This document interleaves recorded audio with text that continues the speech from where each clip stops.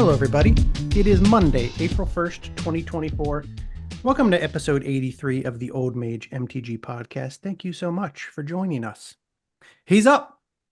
He's up, Alex. Our boy was raised up yesterday. If you all celebrated Easter Sunday, I hope you're well rested, full of ham, potatoes, maybe seafood, maybe lasagna, probably lots of chocolate. Just make sure your sugars are in the healthy range. You got to keep on top of that stuff as an old mage. I hope you're now ready to talk about some Magic the Gathering, because that's what we do here on the Old Mage MTG podcast. Today, we're wrapping up our review of the Premodern soldiers with a very special class of soldiers, the Bird soldiers. This is for the shits and for the birds. This is for the birds. That's right, Uncle Bill. This is for the birds. But before we get to the birds, I have a follow-up from the last episode. I have a veteran explorer follow-up, Alex, a critical veteran explorer follow-up. Last episode, when you were going through the pre-modern soldiers in green, in blue, in black, in red, you mentioned one pre-modern green soldier from Weatherlight. It was Veteran Explorer. Veteran Explorer is 1 green, 1/1 summon soldier. If Veteran Explorer is put into any graveyard from play, each player may search his or her library for up to 2 basic land cards and put those lands into play. Each player shuffles his or her library afterwards. It had a rating of 4.114 on Gatherer. I was kind of surprised that this card was rated as high as it was. I had some things to say about Veteran Explorer. I immediately mentioned it as a potential option in group hug decks. That seemed obvious to me. Everybody gets some basics. I mentioned playing it with Exploration, but that didn't make any sense, because even though I had just read the card, I forgot that each player who searches up the basic lands gets to put them into play right away. So it doesn't matter if you have Exploration out. It's not like you then get to put out more of those basic lands than your opponent. You both can tutor up to 2 basic lands. You both put them out right away. Says right so on the card. Says so right on the card. People say reading the card explains the card. That is true, but if you're like me, you read the card and then you immediately forget what you just read.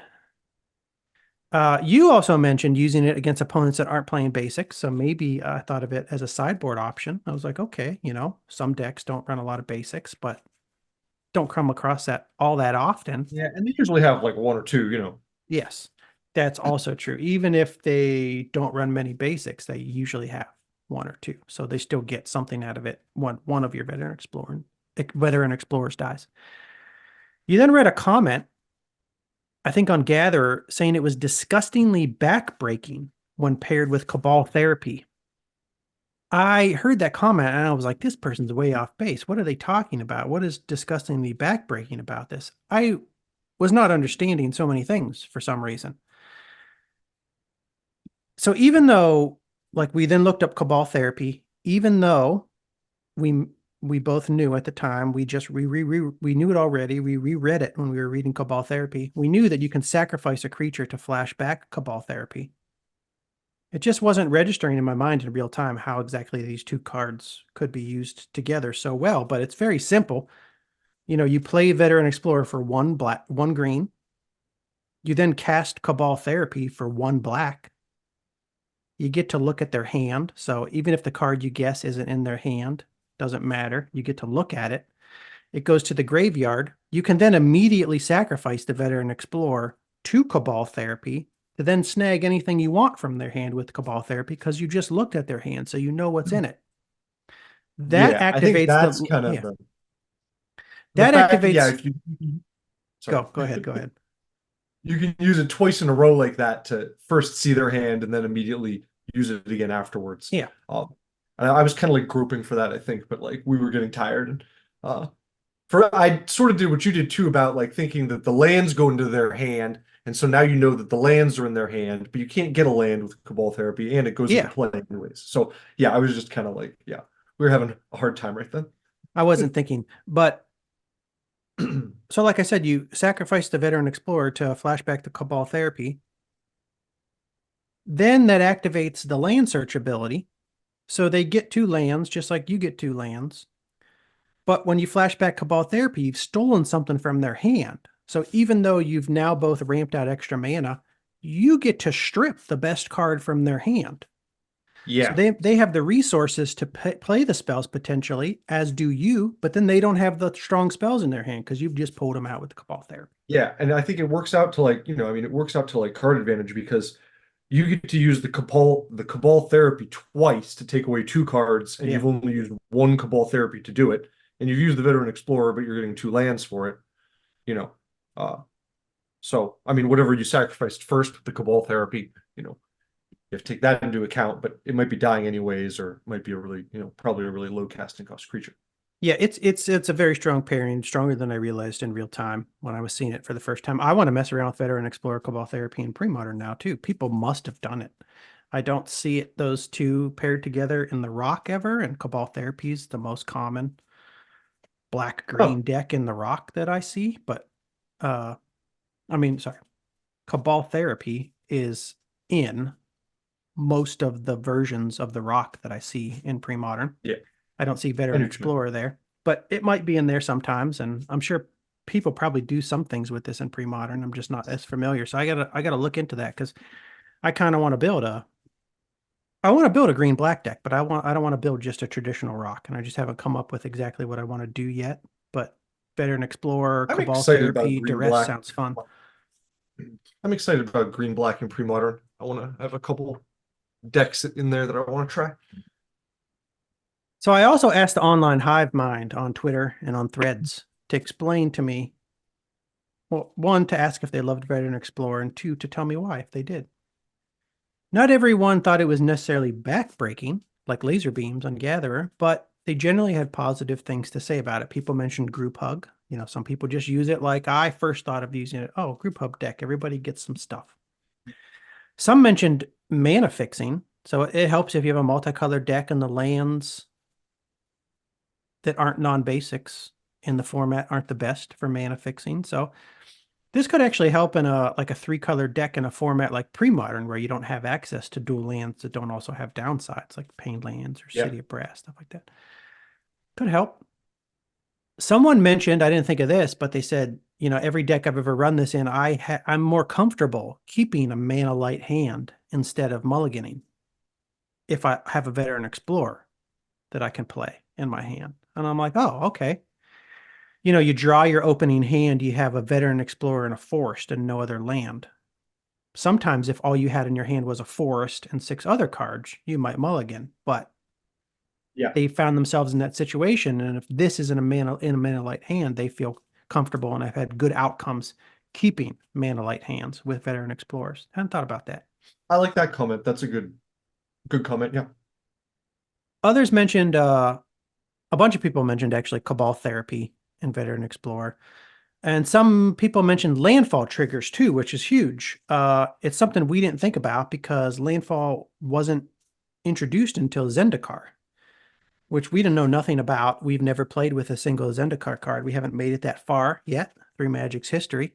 But of course, this would be like really good in a deck that is designed for you to exploit landfall triggers that maybe your opponents don't also get to benefit from. And a few others mentioned, I think this is where it's really backbreaking. A few others mentioned this saw lots of play in a legacy deck called Nick Fit. I'm not going to go really into Nick Fit because it's not something that I know much about, but I did look it up briefly online. There's actually a whole website devoted to the Nick Fit decks called nickfitmtg.com. It is a site dedicated to the Magic the Gathering legacy deck, NickFit. NickFit is a flexible, meta-dependent deck that relies on Veteran Explorer and Cabal Therapy to ramp into larger threats while presenting a disruption package. It sounds to me, like from people's comments, that this deck is biggest in the format and has its most success in certain times where the other best decks in the legacy format run 0 basic lands. And I guess that has happened multiple times. And I mean, I've seen a few decks like that, So depending on the meta, If the strongest decks in your meta at the time are running 0 non-basics, the Veteran Explorer gives you obvious upsides compared to your opponents. So there you go. There's the Plus, Veteran it's just Explorer. it's just nice for, like it says, disruption, and it's probably pretty flexible. You can, with black green, you can do most of the things you need to do. I feel like. Mhm. Mhm. So that's the one follow up I wanted to touch on from last episode. There was one thing I was just gonna say. I was just looking at this and I was thinking. Let me see if I remember my comment now. I was wondering if you could use it to bait your opponent into putting more lands into play before a land wipe. Like if you're going to Armageddon, first you play the Veteran Explorer because you know it's going to give your opponent the lands, so you get them to get their lands out into play now, and then you do the Armageddon. You know what I mean? You could do that. It says each player. Well, I guess a few things come to mind when I hear that. One, if you put the lands into play, then you lose them also. Right. And I had another comment too, but And it says each player may search his or her library for up to 2 basic lands and put those cards into play. You could choose not to search, but then they'd immediately get suspicious. yeah, and that was the first thing I went and I looked at Veteran Explorer, and one of the rulings on it explains that when you do this, the person whose turn it is searches their library or chooses not to, and then the person whose turn it is not does it. Okay. So if you time it right and you make sure the Veteran Explorer dies on your opponent's turn, Yeah. is the way I read this, then they would have to make that decision before you. That'd be interesting. Yeah. If they kill it on their turn, they have to make that decision first. If you have a sacrifice outlet that you can activate at instant speed, you could do it on their turn. It's odd that they make it the player's turn rather than the person who controls the Veteran Explorer, That would have been my default, but I didn't Yeah, read that's what I would have you're reading. expected. Yeah. But then, and even if you choose not to take the lands, like like you said, obviously that's suspicious, but they still might fall for it. Yeah, they could. You could also just lie and be like, I'm playing it if they don't know what you're playing. Now I know you're not supposed to lie in Magic the Gathering. Some people get really mad when you lie about a card game. But that's part of the game. It's kind of part of the fun. Some people get really upset about bluffing and lying, but it's like part of the fun of a game, to a card game. Well, you to me. could do. You could lie and say I don't have any non-basics to search for, and then I see. I mean, sorry, you could lie and say you don't have any basics to search for. They'll be like, "Why aren't you searching?" You'll be like, "Who says I have basics in my deck?" I was thinking about just sort of like distracting them with conversation and then being like, okay, like search for your lands, and they like don't realize that you haven't put any out or something like that.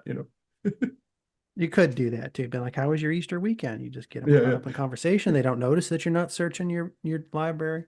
I was thinking you could search, but I think it actually makes you decide to search. So I don't think you'd be allowed to go through your library and not pick any lands, right? I think so. Yeah. And I think if you search up to lands, you also have to put them into play. You can't decide to not put them into play. It says up to 2, so you could choose 0. Yeah, you could choose 0. So I could shuffle through my library and like talk to you and like, pretend I'm getting a land and then like just not play one. I guess I don't know the weird rule about the searching. Are you allowed to pick up your deck and shuffle through it without actually pulling things up? I mean, I think if it's giving you the option, you know what I mean? Like the way I think this is worded, Okay. it makes it sound like, For up to 2. Yeah. Okay. I'm going to search my library for no basic lands, because I've seen a lot of other rulings where something like that is allowed, where they say like, you can just choose not to go get the creature or not You to could go. choose 0 as the number. You could also choose 1, and maybe they choose 2, and then you blow up all the lands, and they lost 2 lands, you lost 1. You could do that. Yeah, if you go, okay, I'm just going to get 1 land, then they're kind of like, oh, why did you do that? Yeah. Confuse them. Anyways, off topic. Tangent. That's Veteran Explorer. That's my Veteran Explorer follow-up. Alex, if you don't have anything else to add to the Veteran Explorer follow-up, I think we move on to the main segment for today's episode. Premodern bird soldiers. This one's for the birds. Alex, Alex is putting on his get up.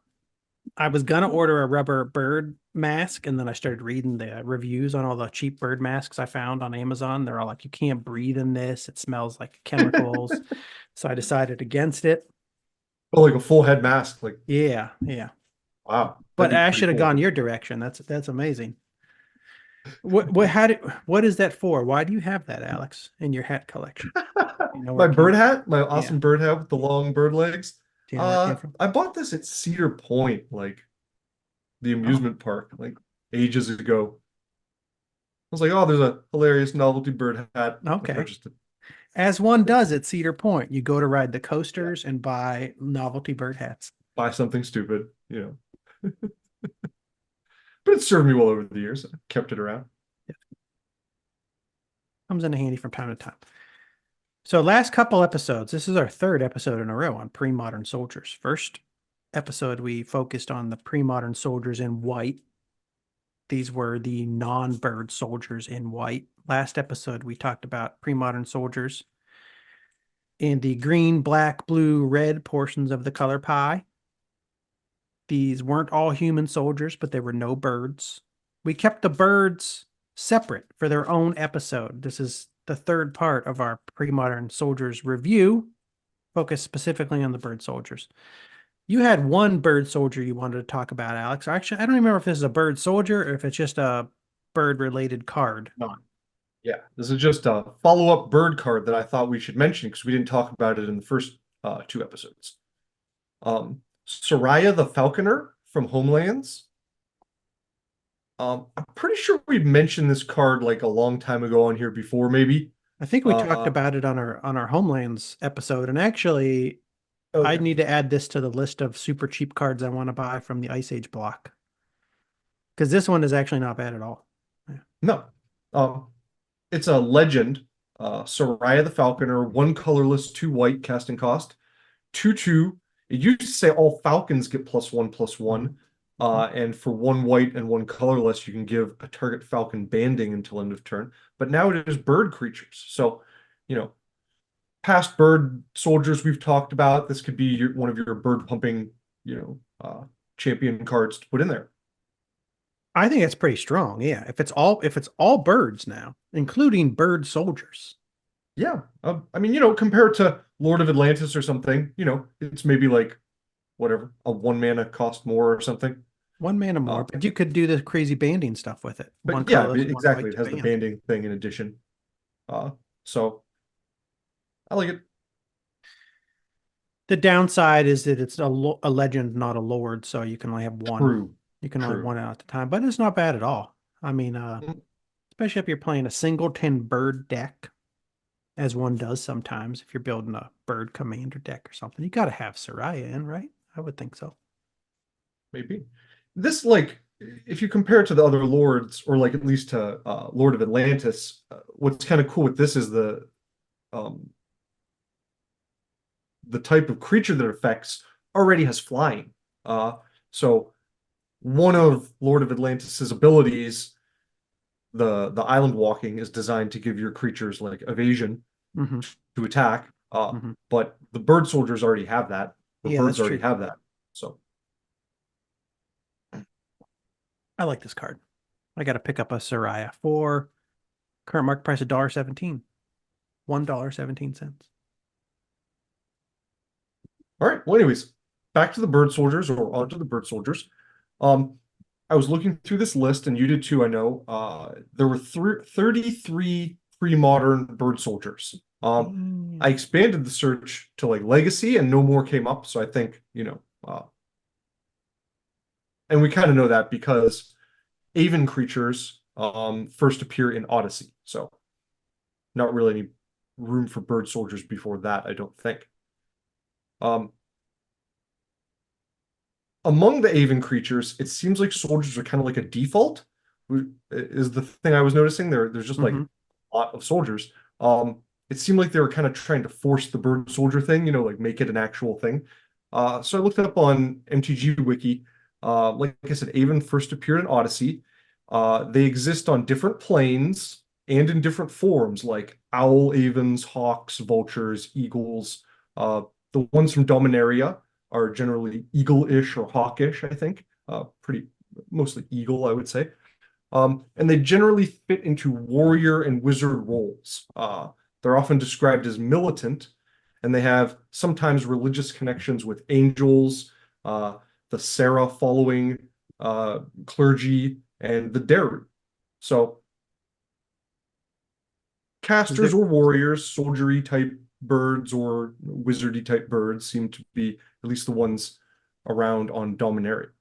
I have seen bird wizards just going through random pre-modern cards trying to find cool things to build with. I've come across a few bird wizards.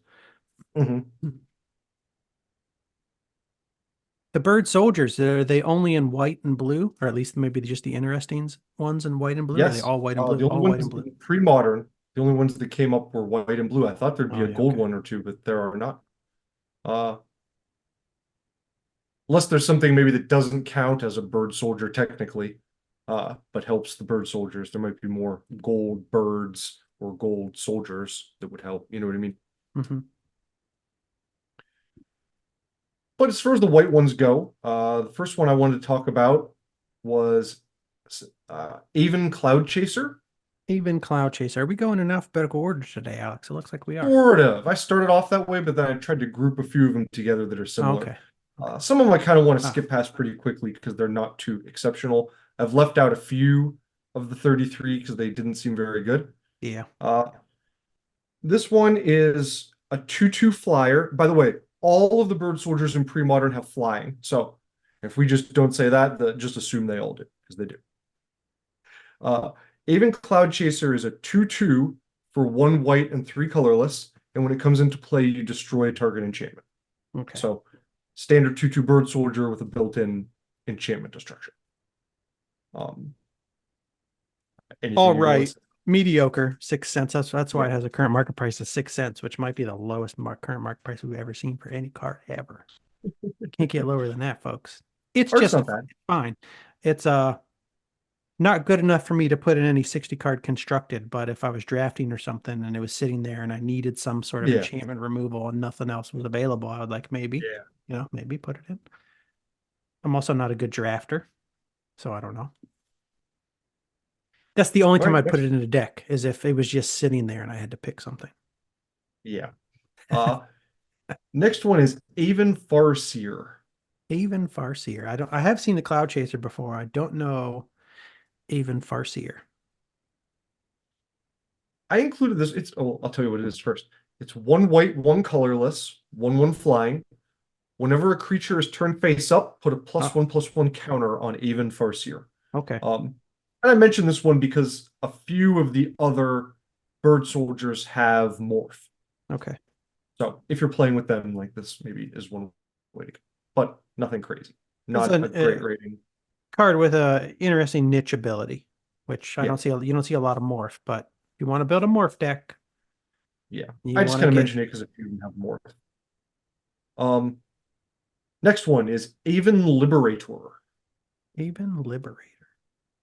Yeah. This is one of the ones with morph. Avon It's Farseer is 2 from white. Scourge. This is from Scourge too. Okay. Okay. Makes sense. This is 2 white, 2 colorless, 2/3 flying. It has morph. You can cast it for 3 colorless and turn it up for 1 white, 3 colorless, which is bad. And when it's turn face up, target creature you control gains protection from the color of your choice until end of turn. Yeah, I think that's pretty mediocre because the morph flip up cost. Yeah, that's a so high. lot. You would think maybe And I you didn't would even want look to at that at first when I saw this card. So you would want to use it at instant speed probably to like protect a creature from some damage spell or something, but you got to have 4 open at the time to trick somebody with it. yeah, I didn't actually look at how much the morph cost on this. So yeah, Until you pretty morph it, underwhelming. it's just sitting there as a vanilla 2/2, Yeah, not flying. Yeah, I don't love. and not getting helped by your bird soldier effects. Yeah, that's the other thing. Yeah, I don't love it. 9 cents. Boo. Oh, okay. Avon Like I Liberator. said, we'll go through a few of these kind of quick because they're underwhelming. Dive Bomber. Dive Bomber. Dive Bomber. Also, just probably a little. I think a lot of these have casting costs that are a little bit too high because they all have flying, so they were trying not to make them too good, I guess. This is 1 white, 3 colorless, 2/2 flying. You can tap to sacrifice it and deal 2 damage to an attacking or blocking creature. So, Okay. some direct damage in white is the only reason I thought I'd mention it, but there's other cards I think that can fill up your Bird Soldier deck. Mm-hmm. Next card is a sideboard card. It is called Dragon Stalker. Don't know this one at all, but I'm going to guess it kills dragons. Well, it has protection from dragons. Oh, that's wild. 1 white, 4 colorless, 3/3 flying, protection from dragons. Also from Scourge, Yeah. which I think Scourge was a dragon heavy set. So maybe there's all sorts of cards from other colors that have dragon related protection abilities or something to do with dragons. That's Yeah. I've never seen this card, and I understand why. Because it's 5 Yeah, for 3/3 a flyer protection from dragons. It's unique. And that's great if your opponent's playing dragons, but you're still not even gonna be able to kill them with them. It's just a blocker that they can't kill, pretty much. You know, Yeah. it's not really doing you any favors. So Awesome. Okay, Scourge, market price of 9 cents. Dragon Stalker. okay, I think that's most of they get better from here. Let's put it that way, I think. Gust Cloak Harrier. We've talked about the Gust Cloaks before a little bit. We had an episode where we went through them. Long time ago when we first saw the Gust Cloaks and creatures with this ability. And they are pretty cool. And I like them. I think they're pretty neat. The Gust Cloak Harrier is 2 white, 1 colorless, 2/2 flying. Whenever it becomes blocked, you may untap it and remove it from combat. Mm-hmm. So it has like a rescue effect built in. I like these cards. I like these Gust Cloak cards. They all have this ability, and there's other like Gust Cloak related spells, I think, that aren't creatures. There might be an enchantment or something that. Oh has yes, this I remember that ability. now. And I think they changed what this does. I think they eventually added a keyword or something for this ability. I can't remember. It's the ability that reconnaissance grants to all of your creatures, I think, Oh, too. okay. And I haven't messed with it much. I haven't played any of the Gust Cloaks. I did put a reconnaissance in a deck that I haven't played against you yet. It's a deck I talked about briefly. It's a red-white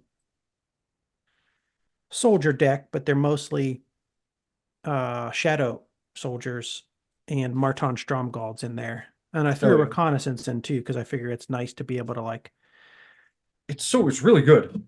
attack with Marton Stromgold and everything else. And then if it gets blocked, you pull Marton out of combat. And I think the Yeah. other creatures still get the pluses because he did attack. Okay. And he won't die because you pulled him out of combat. And he's only a 1/1. So you get to do this again. You get to benefit from him multiple times. But it is just good. It's a good ability to have in general in a white weenie deck. Because a lot of the times, in a white weenie deck, you'll have more creatures than your opponent, but they'll have something bigger. And you don't want to just continuously feed their bigger creature one of your attackers every turn, because eventually then they'll you never catch up to you and build they'll up turn the enough. tides. Yeah. But with creatures like the Gust Cloaks, where if they're blocked, you can remove them from combat. You're free to attack into a big fatty Mhm. and not lose your attackers every turn. Yeah. So I And like for a 2/2 flyer for 3 mana, it's not bad, not a bad price on this one. it's definitely better than what we've been seeing. Yeah. Yes, yeah. Now there's a skirmisher. We don't have to talk about that one. It's the same thing, but it has 1 more toughness and it costs 1 more mana to cast. And I don't think that's really a good trade. No, Gust Cloak. It's a Gust Cloak skirmisher. Yeah. I'd rather just use the Harriers and rely on pumping them. Maybe, if you need more than the 4 with that ability or something, but I don't like the art as much either. So yeah, I don't play it. and then the third It's one, kind of cool though. It's kind of cool. He's like wearing an invisibility cloak, so I like that. yeah. I do like the art actually. Right through. Conceptually, I enjoy the art. The third one is Gust Cloak Savior. This one's the rare. It's 3/4, same abilities, and it costs 1 white, 4 colorless.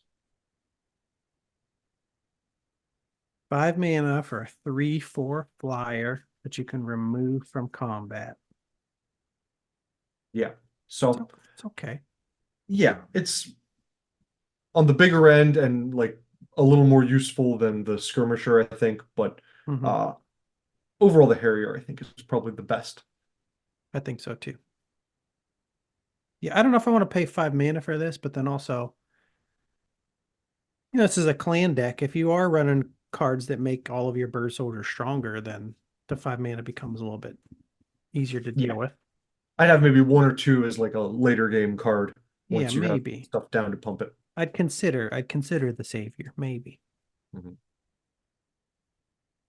Okay, so those were the ones that have the remove from combat effect, the Gust Cloaks. Um, Next up, there's a few commander type cards. Not I shouldn't say commander, that's confusing. A few legendary or named or lord type cards that we can Mhm. talk about. Commander Isha. I like this group of cards. I like this set. I think this is where we're getting into the stronger bird soldiers. Yeah. The Uh, generals. yeah, generals.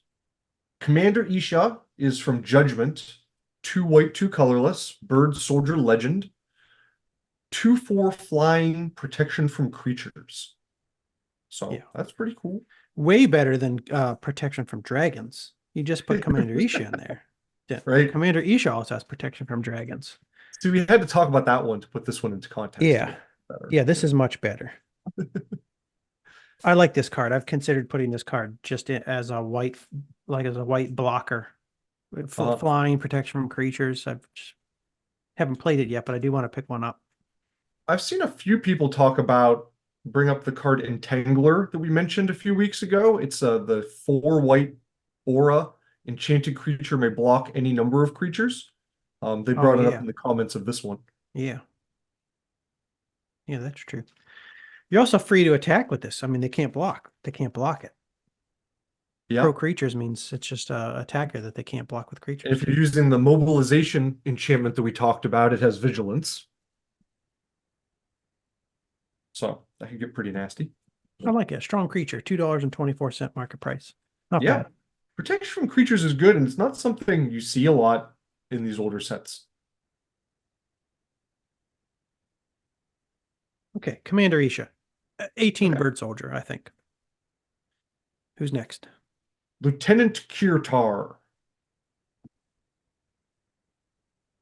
Shit, Alex. What? This is where I try to figure out how to spell you, lieutenant. I did it wrong at first. I did LEI instead of LIE. What's wrong with me? Lieutenant Kirtar is 2 white, 1 colorless, 2/2 flying. For 1 white, 1 colorless, you can sacrifice him, remove target attacking creature from the game. Yeah, I like So this one too. yeah, nice white removal. Mhm. He's not a super big creature, so you don't really feel too bad about sacking him Mhm. if you have to. Yeah, it's a Well, creature plus a 2 mana removal of anything they attack you with, and he doesn't. You don't have to tap him to activate that ability. So he's a flyer. You can be attacking, flying over blockers, dealing damage, and then also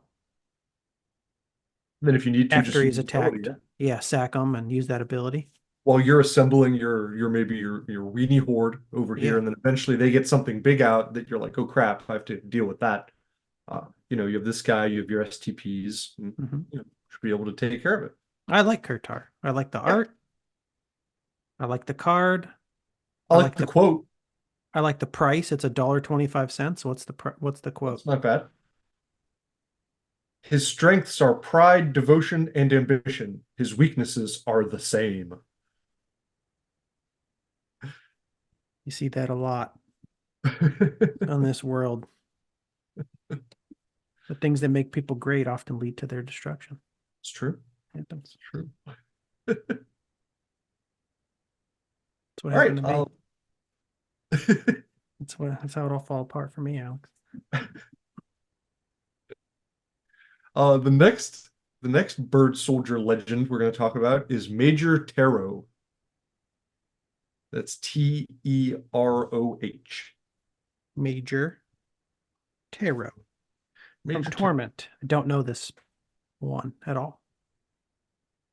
Yeah, I don't think I'd ever seen this guy. 1 white, 3 colorless, 2/3 flying. And it has an ability. You spend 3 colorless and 2 white, sacrifice him, remove all black creatures from the game. Okay, sideboard card.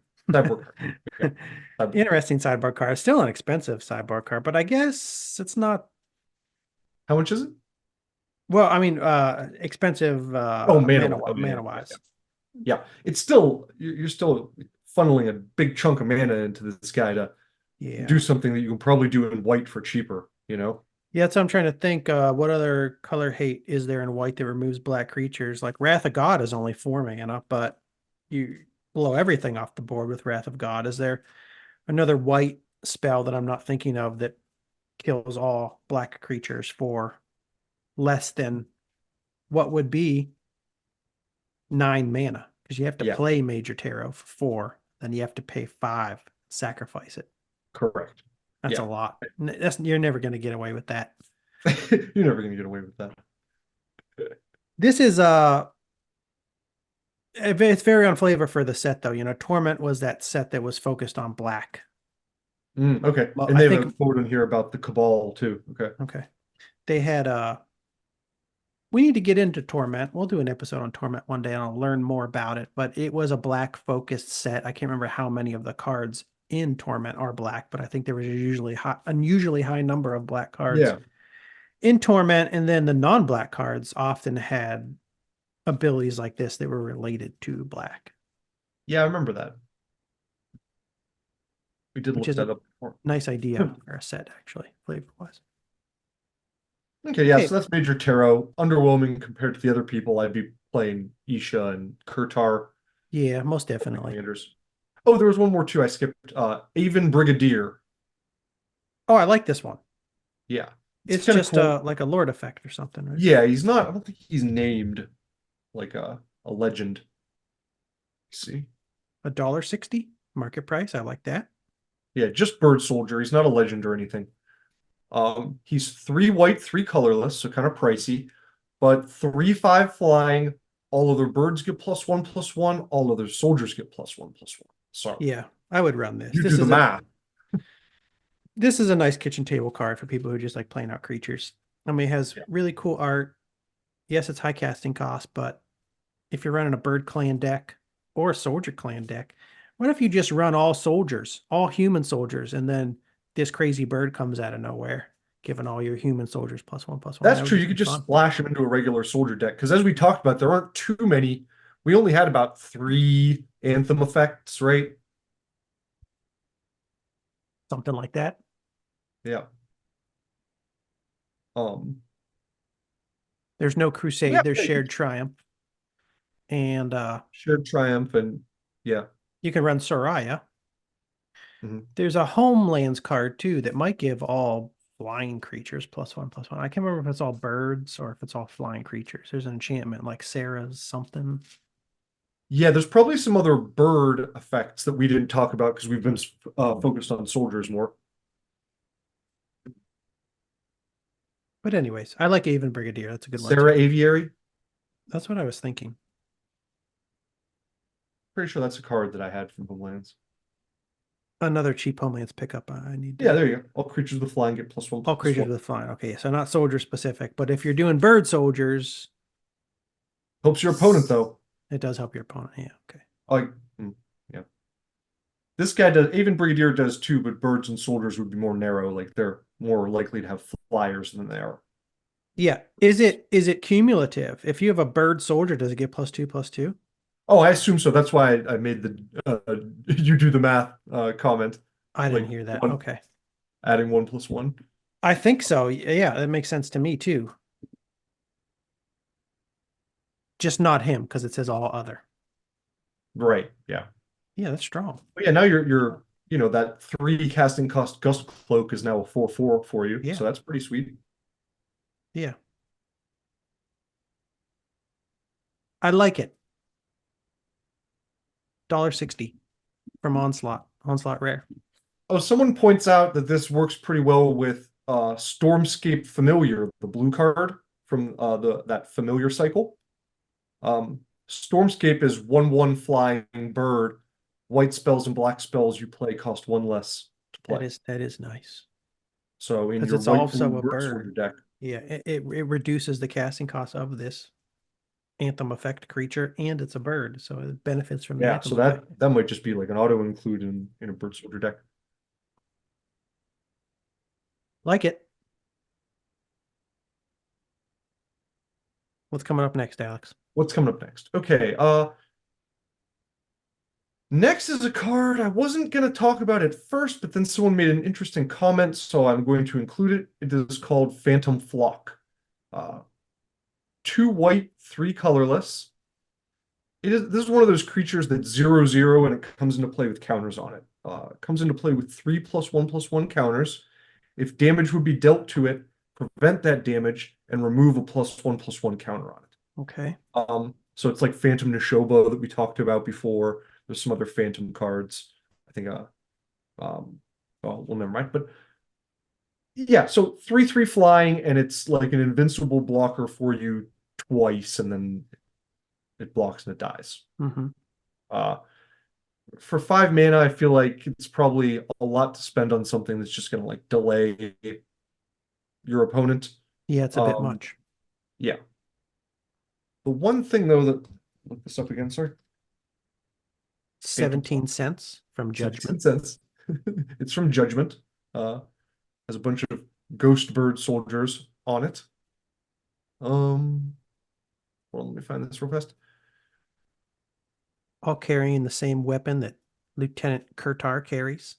Okay, here we go. So for starters, the way these cards with the counters being removed works is that if they take damage from multiple sources, you still only have to remove 1 counter as long as that damage happens at the same time. So if it blocks 4 different creatures, you only have to remove 1 counter to prevent all of that damage. Okay.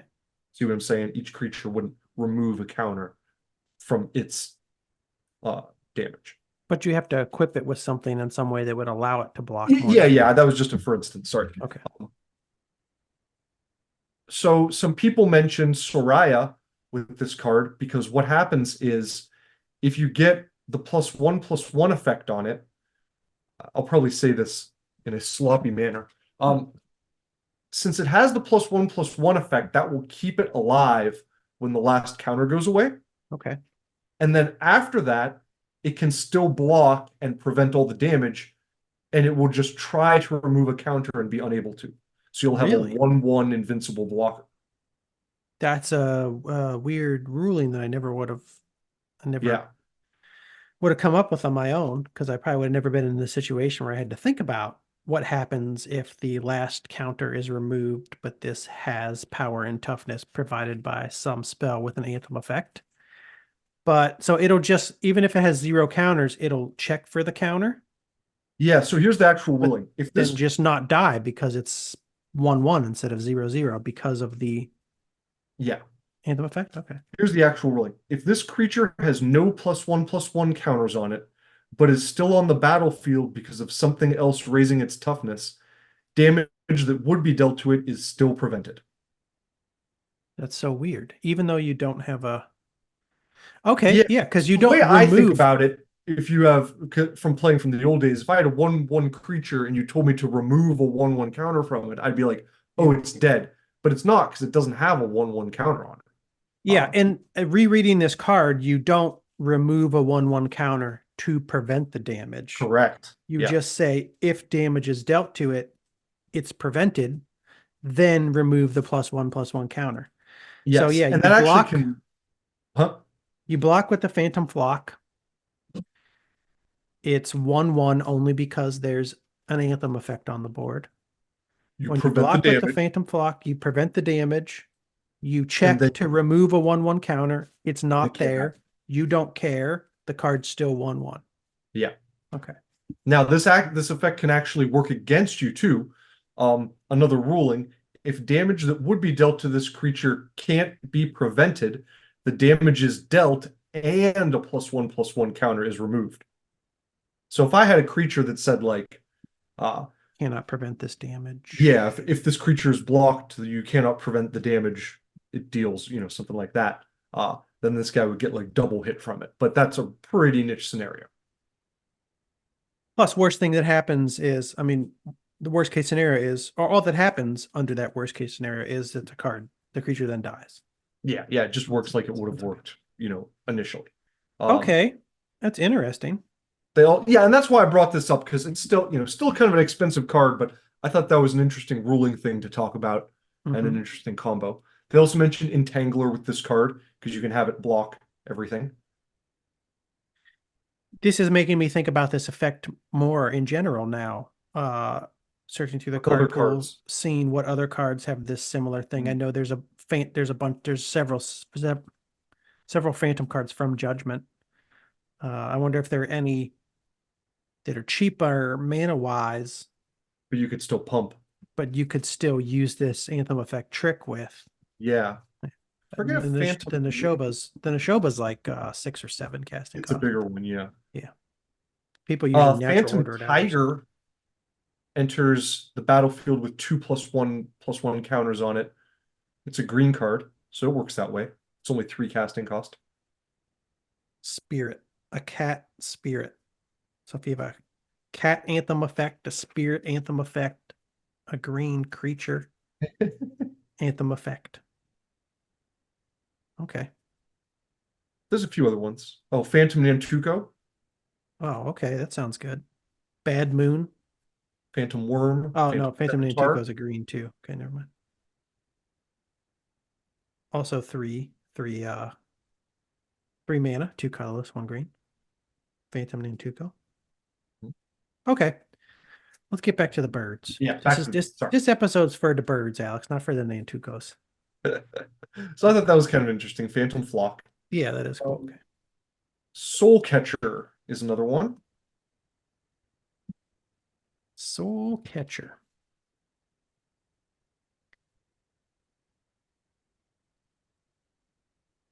I like this because it's a fairly cheap casting cost bird soldier. Most of the other ones we looked at cost a fair amount of mana. This is 1 white, 1 colorless for a 1/1 flyer. Whenever a creature with flying dies, it gets a +1/+1 counter on it. Okay. So it's getting bigger as your other bird soldiers get killed, or if you kill your opponent's creatures with flying. So I don't hate that. It'd be kind of cool in Commander. Yeah, that's not bad. I always want these cards to be better than they are.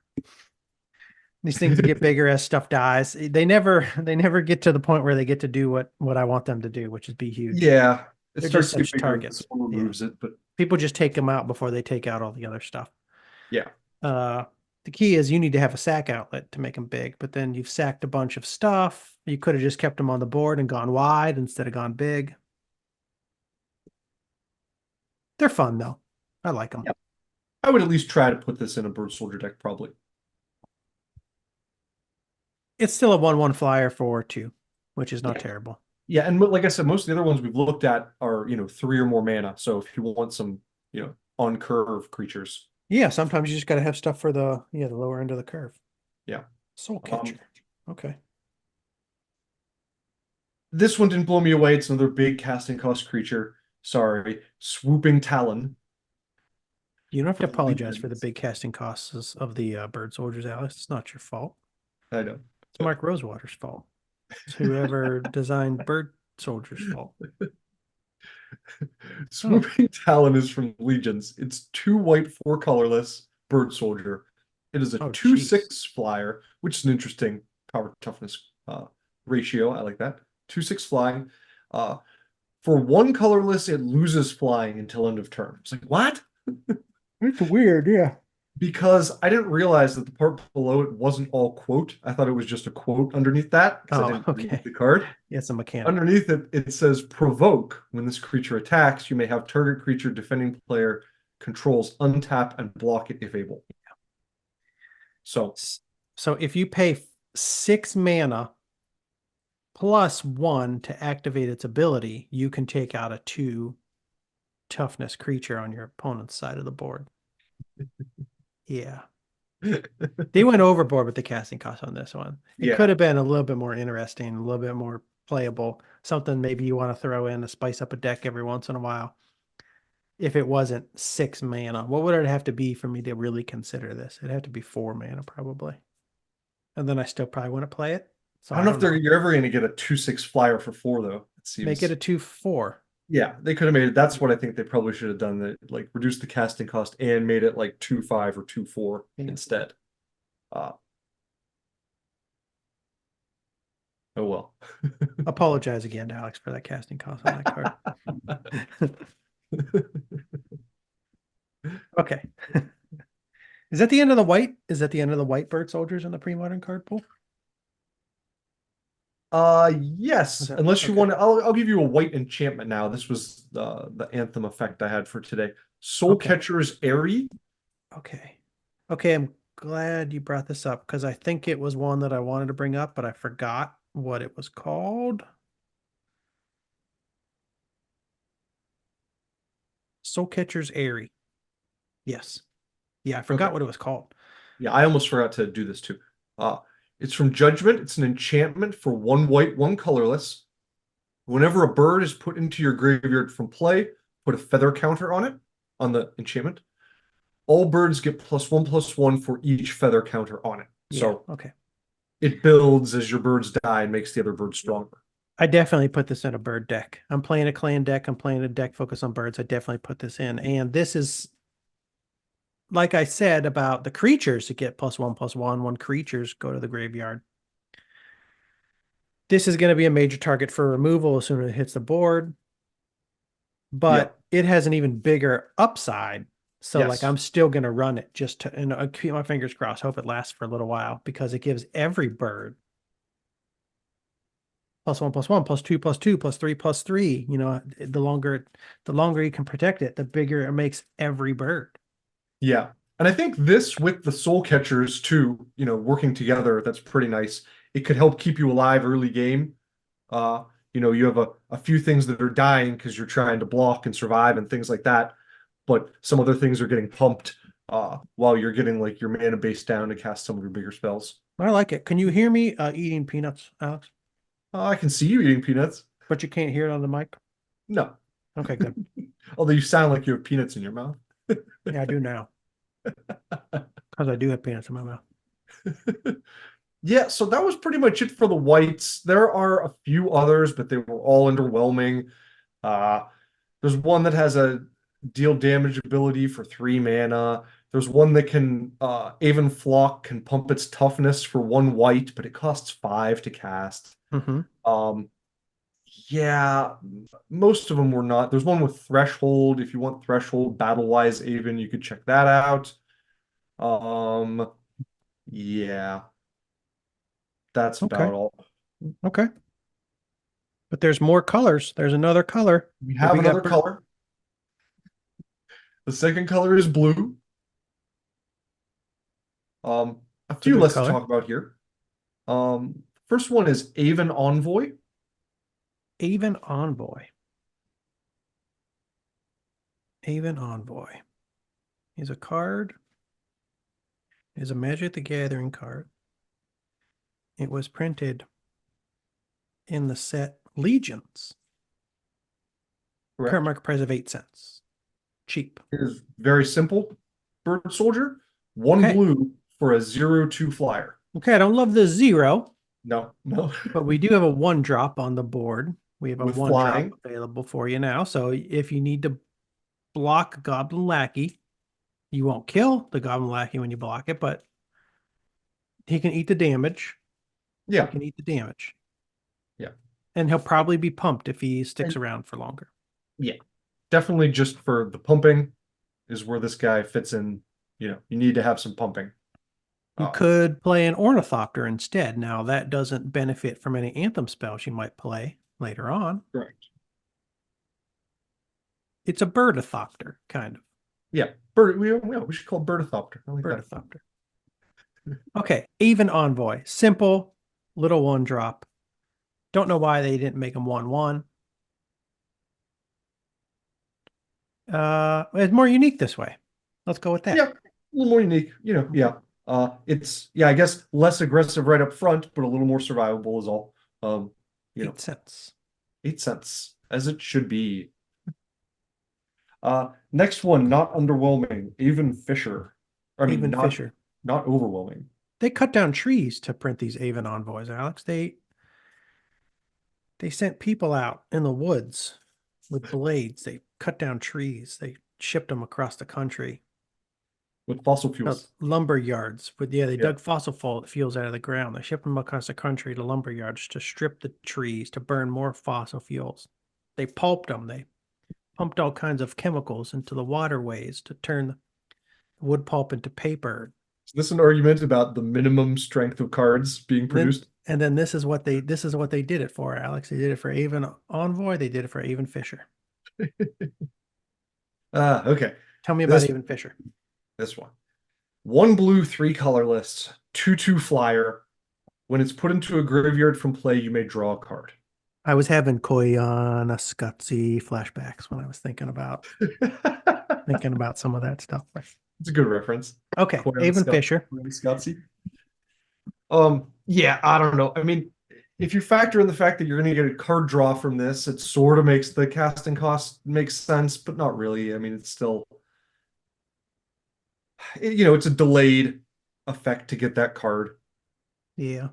I'd like this to be 3 casting cost. Yeah, it's a weak card. It's rated 2.8 on Gatherer. As it should be. As it should be.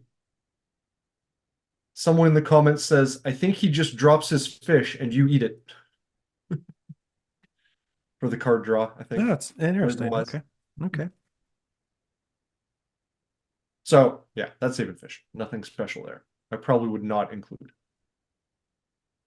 Avon Fisher. The Avons are weak so far. Yeah, most of them, yeah. Avon Smoke Weaver. Here's another sideboard card. Avon Smoke Weaver. Torment? A couple sideboard cards Odyssey. coming up here.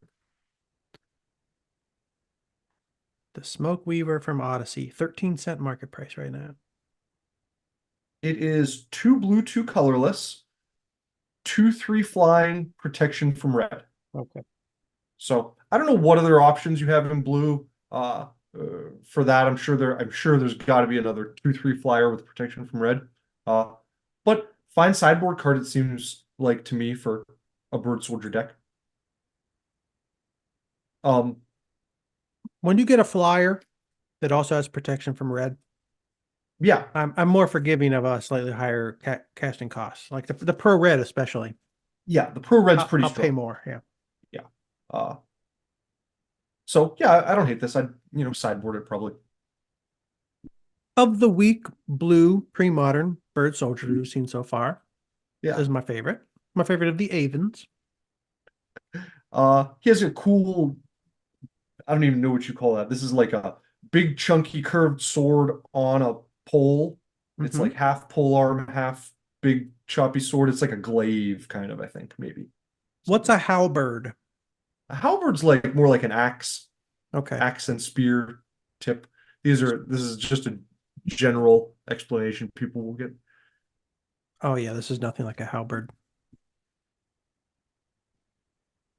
There's so many different variations on these pole arms that have like slightly different qualities and then therefore different names that it's hard to. Oh, you could go deep on pole arms, man. You could spend a whole lifetime on pole arms, still not know all the pole arms and all the things about all the pole arms that there are to know. For sure. There's so many ways to slice flesh, to cut another human being in half from Pull distance. people off of horses, crush their armor.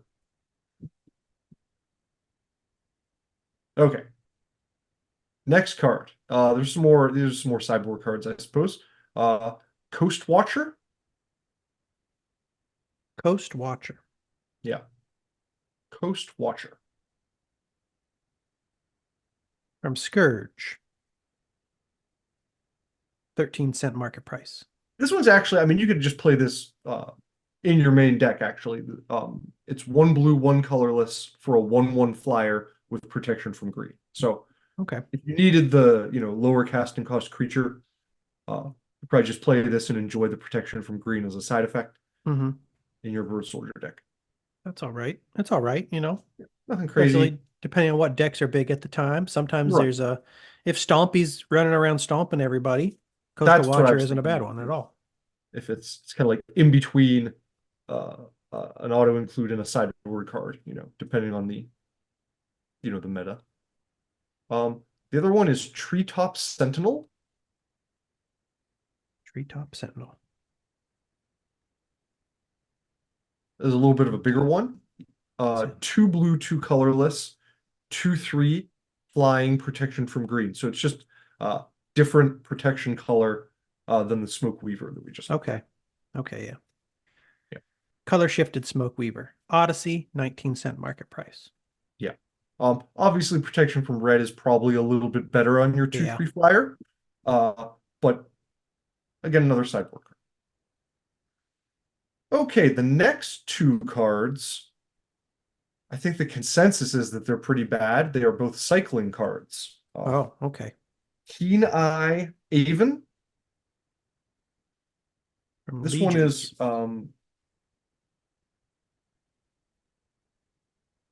1 blue, 3 colorless, 2/3 flying, and it has cycling for 2 colorless on it.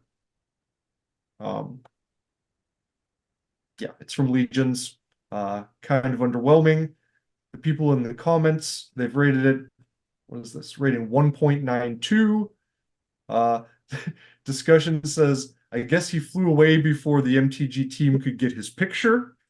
And then the next person says, nah, he's flying away because all he's good for is cycling. That's rude, man. Yeah. A card for your Fluctuator deck.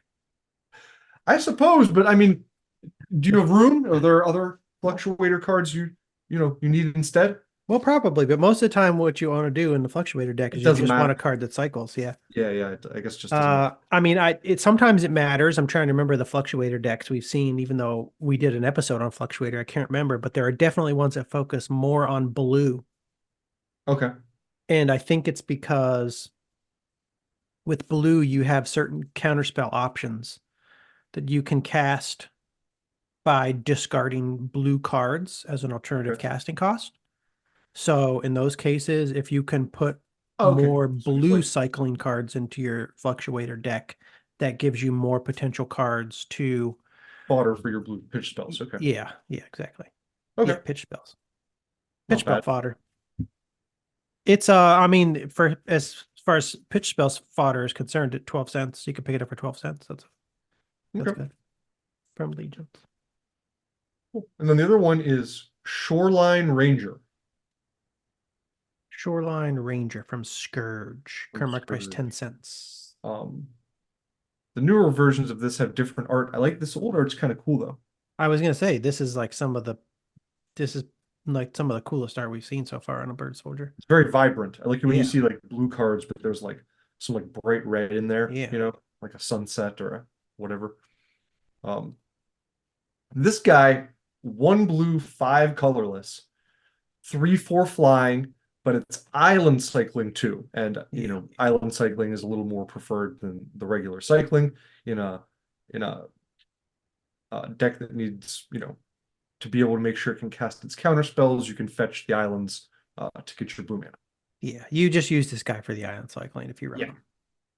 I think Okay, so in that context, it's not terrible. If you want an island cycler, you want to be able to find that island early on for your counter spells. You run this guy. Also, you can turn that island into a gush. Free cast There you of a gush if you want. Yeah. In the comments, same thing. People say now you can run rampant growth in mono blue. You were only really going to look for another island, so no functionality is lost, and it can't be countered. So that's kind of nice because it doesn't can't counter the cycling effect.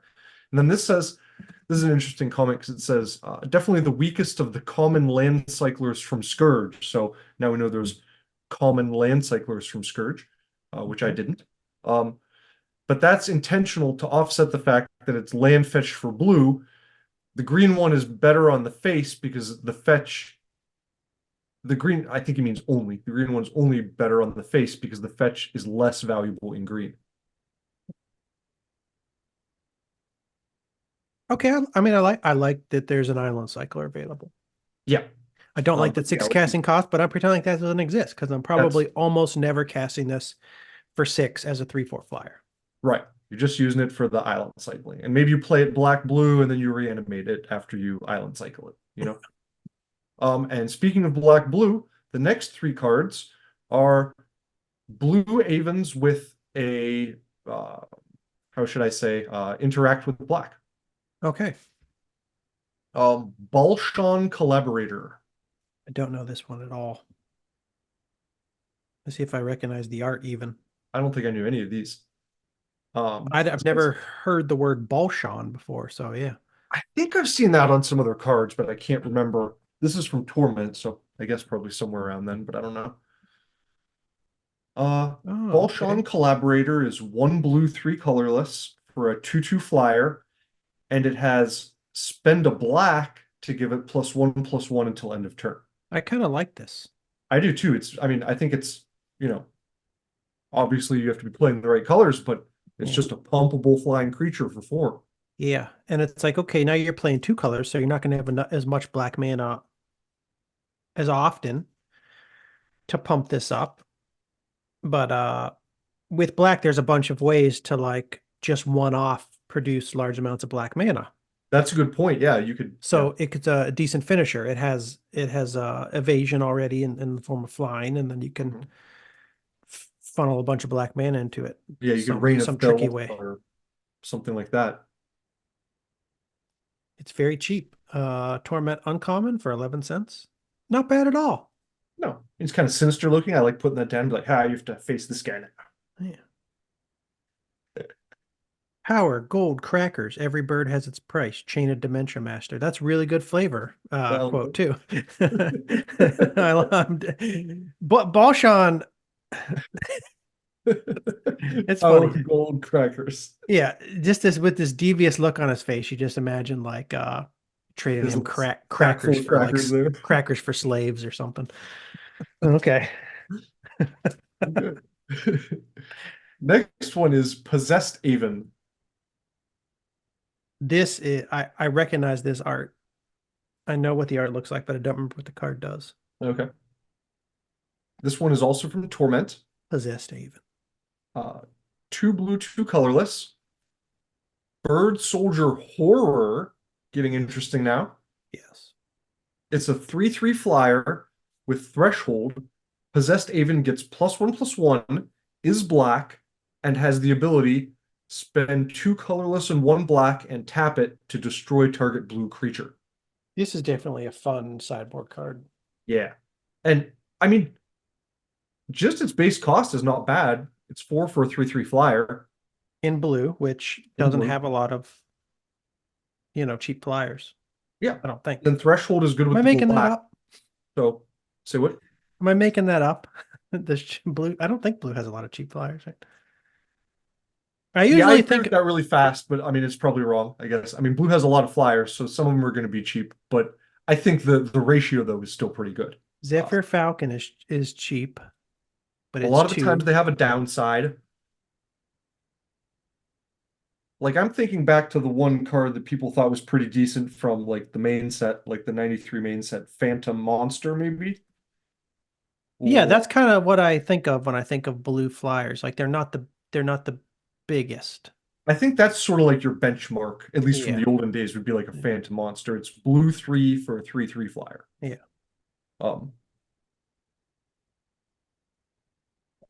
This is that, but with a little something something added to Yeah, it. a little something extra. The second ability, the destroy target blue creature, probably isn't too helpful, but with blue, you have the ability to change the colors of your opponent's creatures and do You like love an doing that. assassination combo. You love doing that. Still has a 3 mana to do it though, so that's a little tough. I'm more interested in the threshold, the fact that it gets the pump once you have Yeah. stuff in your graveyard. Not bad at all. Yeah, not bad. Like you said, probably coming in and out of the deck, maybe. I just get excited too when a creature is 3 different types. I don't know why.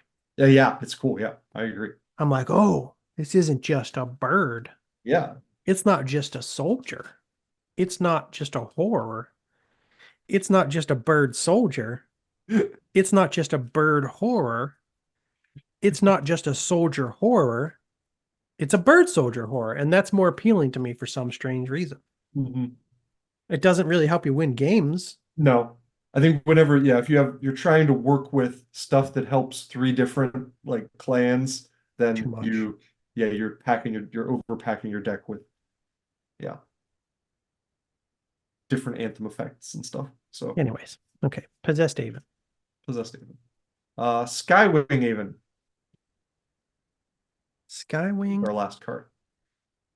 spelled sky wrong. Well, that's not a spelling mistake. That's a typo.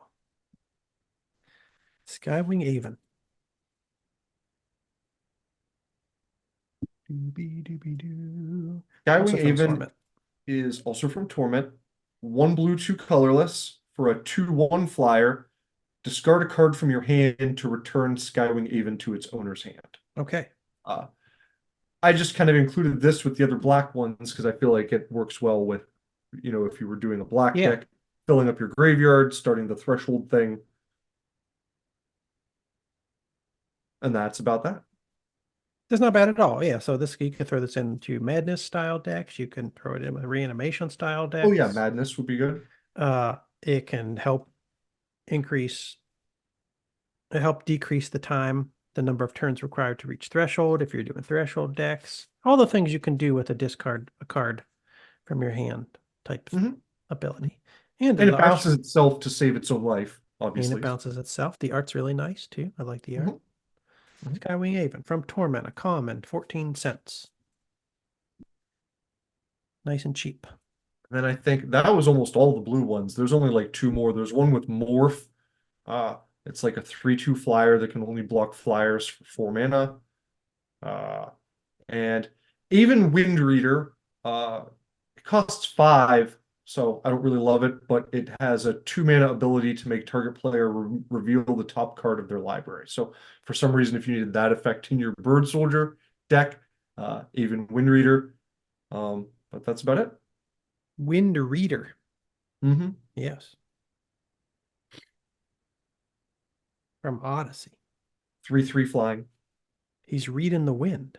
Look at that. Looks like he's really reading the doing it. water. It does look like water, actually. And the tiniest ripple tells a story 10 fathoms deep. I sure hope someone got fired for that blunder. What are we doing here, people? Is this wind or water? Come on.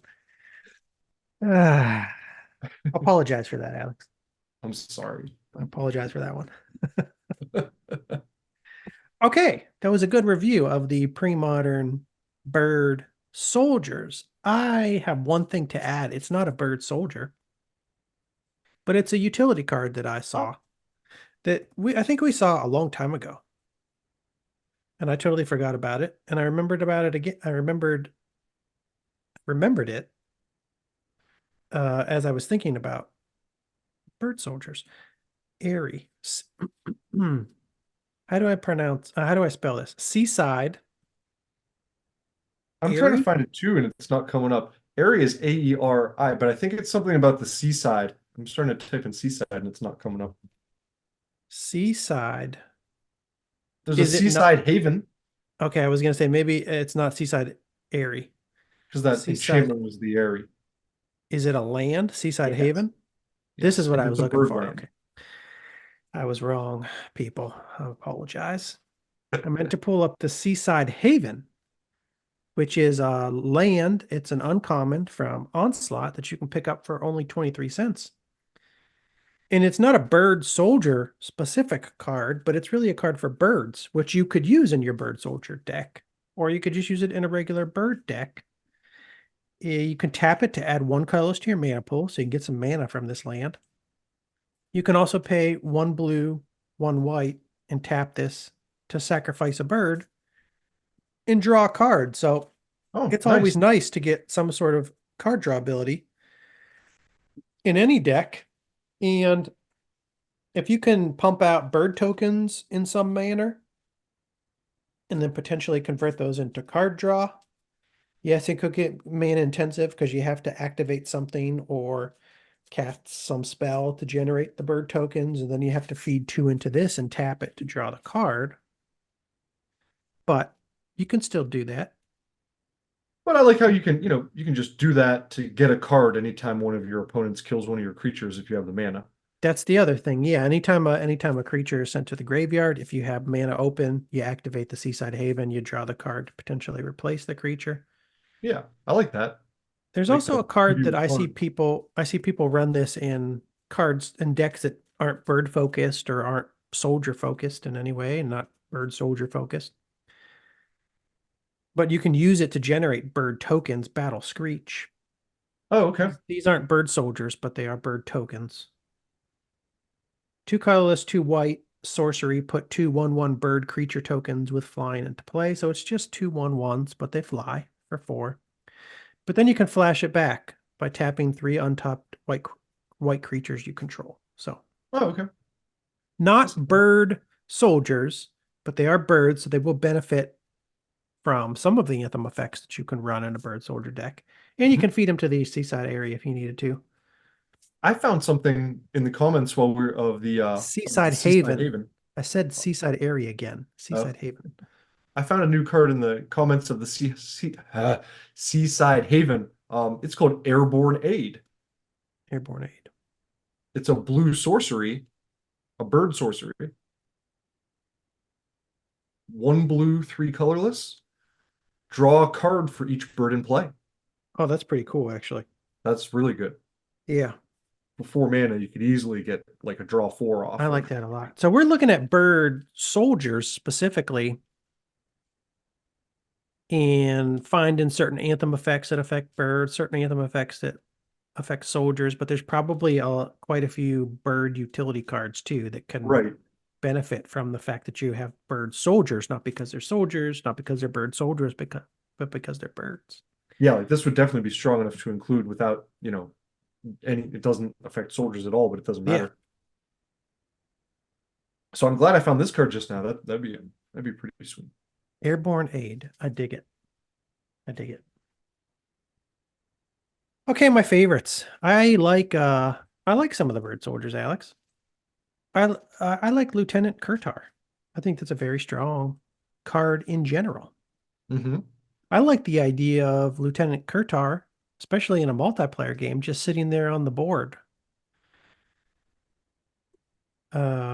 Just kind of acting as a bit of a roadblock, preventing people from attacking you. Because if you have the mana open to activate Kurtar and sack it to kill their attacker, they're just going to direct their creatures towards other people's faces for a little while. So I like the Kurtar in a multiplayer game, something like Commander. I like Aven Brigadier. Especially love it in a bird soldier specific deck because while it is high casting cost, it gives your birds +1/+1 and your soldiers +1/+1. And if you have bird soldiers, like you said, do the math. That's +2/+2. Those are probably my 2 favorite. I like Commander Isha. Yeah. As protection from creatures is always good. Unless you're playing an opponent that's not running any creatures. But then it was still a decent flyer. The Gust Cloaks are strong. I like Airborne Aid. I like Seaside Haven. If I'm running a mono blue fluctuator deck, I like that shitty cycling bird soldier. Yeah, But that's we have the land cycling. We have the land cycling soldier. But that's about it. Yeah, I think you're right. Those couple of legendary ones are cool. I like the low casting cost Gust Cloak and maybe the higher casting cost one. The first time we talked about them, I think I like the highest casting cost one most, but I'm probably reconsidering that. I like that 2 casting cost Soul Catcher one. Yeah, I think we're in agreement overall about these. Some strong cards here. I don't think that I use them to make a bird soldier deck, but I think there are some strong cards here that I put either in a soldier deck that's mostly non-bird soldiers or just in a bird deck that's mostly birds, but not necessarily mostly bird soldiers. Ah, I see. Okay. That's what I think I do. So you think don't go for the bird soldier thing, just lean birds or lean soldiers?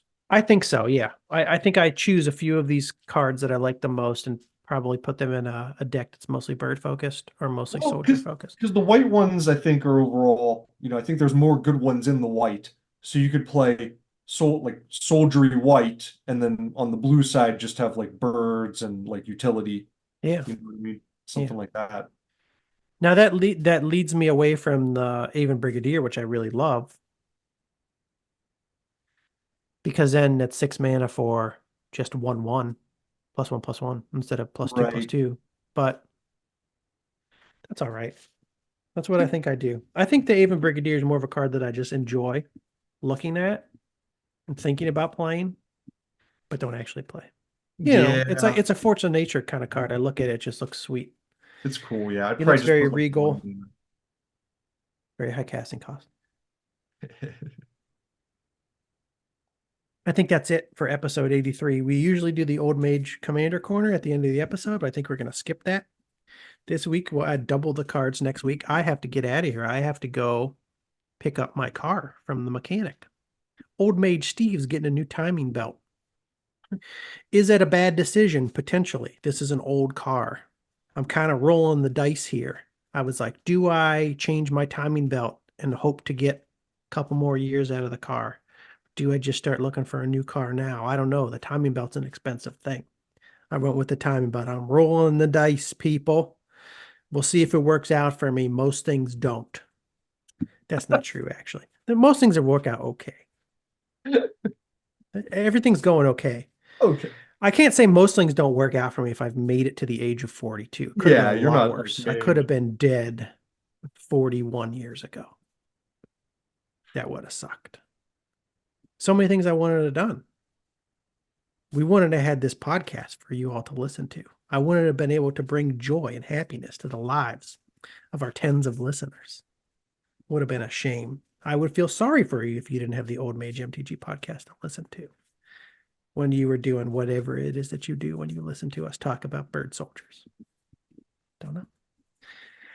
Okay, Alex, do you have anything to say to the viewers before I go to get my car? Actually, I'm not getting my car today. I'm revising that. They were supposed to put my new timing belt in today, but they ordered the wrong part. So I'm actually going to pick up a rental car. I thought about not even taking it to these people. I took it to the dealership and I haven't really enjoyed them very much. And I know they charge way more for things. But I was just like, let me take it to the dealership one more time. And then here's what they do. They stuffed it up already before they even got started. Probably could have got this timing belt changed for like $300 less than I'm paying them. Did they give you the rental car? Not yet. I have to go pick it up. No, but I mean, is it free? Oh, yeah. Oh, okay. No, if they said we're not fixing your car on time and we're charging you for Well, yeah. a rental car, I would say I'm coming there with a mallet and I'm going to bash your head. Would you like to reconsider the offer? Don't do that. But I didn't have to because, yeah, they're just giving me the rental car. Okay. Is there anything you want to say to the viewers, Alex? Thanks again for everyone who's been using our affiliate link to shop on TCG Player. That's fantastic. Keep on doing it if you like ordering cards. If you're already going to do it, if you're already going to order the cardboard and cardboard accessories like Alex and I do, might as well click that link. You don't have to always click our link. You can click other people's links. When I made my purchase at the beginning of the month, last month, I clicked F. Paulu's MTG's link. I won't tell you to click his link and not our link because it is nice when people click our link. I'm just saying if you click somebody else's link sometimes, I'm not going to get upset. I understand. You know, we're not the only ones out here making stuff. And some people make stuff that's probably better than us. I don't know. We're still learning though. We get better every week. Eventually, we're going to have that soundboard in place, and I won't have to play sound bites from my phone into the microphone like I did at the beginning of this episode. We don't have to use a real air horn. Yeah. Oh, geez, we haven't done that yet.